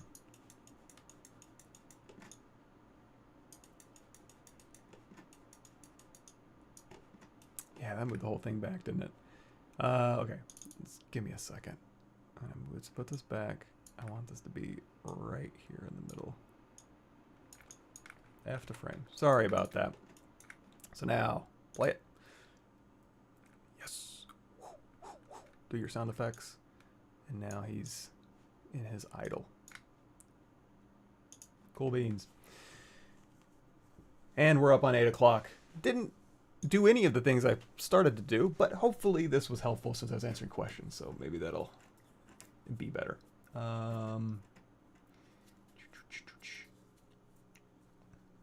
Yeah, I do know what you're referring to. The Scroll Reaper, I forget the set. I forget the steps I have to go to do that, so sorry about that. Alphas I got were from, like, I think ArtStation. Just ornamental alphas. Thank you. Too short. Yeah. Hey, Chris. Yeah. Cool. Yeah, I think at this point I've forgotten more ZBrush functionality than I remember. My brain. I'm a little scattered. I'm a little stretched thin. Using Redshift and ZBrush for product renders. Not in ZBrush. Weirdly, I didn't cover the functionality because the ZBrush does have built-in Redshift functionality. However, I do have a playlist on ZBrush and Cinema 4D. So if you you can use GoZ to have that workflow. So here's a whole playlist on doing, and all sorts of cool stuff. They have physics, like foam rendering with physics. So like I think I did some pretty cool stuff. You may not think as much, but yeah, you can check that out for that. Cool. Substance Painter is optimal for baking maps. In this case, yes. A lot of people like Marmoset because you can go through and you can paint skew maps and paint your cage distance and stuff. And like there's a lot of good bakers out there. But usually if I need to do something very precise, I'll do Marmoset. But if I'm just doing like, you know, 1-to-1 without a whole lot of issues, then Painter's totally fine. For me. Your mileage may vary.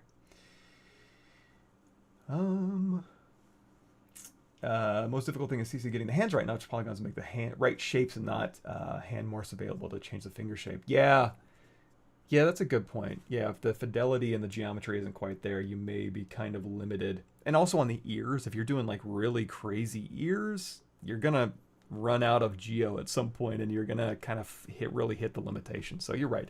It's not a cure-all for everything, but boy, does it have some cool stuff in it, right? This cloth was done in ZBrush, but you don't have to. In fact, one more thing before I head out. Let's go ahead and take these pants off. And I do have some other content, so like in motion, pose, a pose. So my custom here under skirts, I have the troll loincloth that goes to my troll character, and I have my original goblin loincloth here. So depending, and I think they both have weight maps plugged in. So if I turn this one off, here's the troll one. Motion. Let's put on a walk so we can see. There we go. So yeah, there's the troll loincloth that we made. Looks like there's some weight issues back here that those, I don't know, I need to go fix that. But anyway, you get the idea. You understand. Yeah, so thanks everybody. Sorry it was kind of a weird scattered stream, but hopefully with those questions being answered and again those resources, just in case you're stumbling around like I tend to do. Here's my, well, that's my playlist. Yeah, there's my playlist. So I'll go ahead and link you there. And then this one too, if you want to go back to other live streams, you can look at the images here and go like, hey, what is this? Oh, scan data cleanup. I like that. I always wanted to make a Salacious Crumb or a Ninja Turtle. If you just click on here, or a Garbage Pail Kid, you can go through here and all of the live streams will be linked in here, you know, so you can just have ease of use, I suppose. And then also, like I said, intro to ZBrush, and then more, you know, ZBrush What's New all the way back to 4R8 should be in there. So check those out if it's helpful. If it's not, don't bother. No big deal. Cool. Thanks, everybody. I'm going to try to stream on, so this was on Pixelogic's channel. I'm going to try to stream on my channel on Thursday. If I can wake up, I will definitely do that. So cool. Thanks, everybody. And have a good rest of your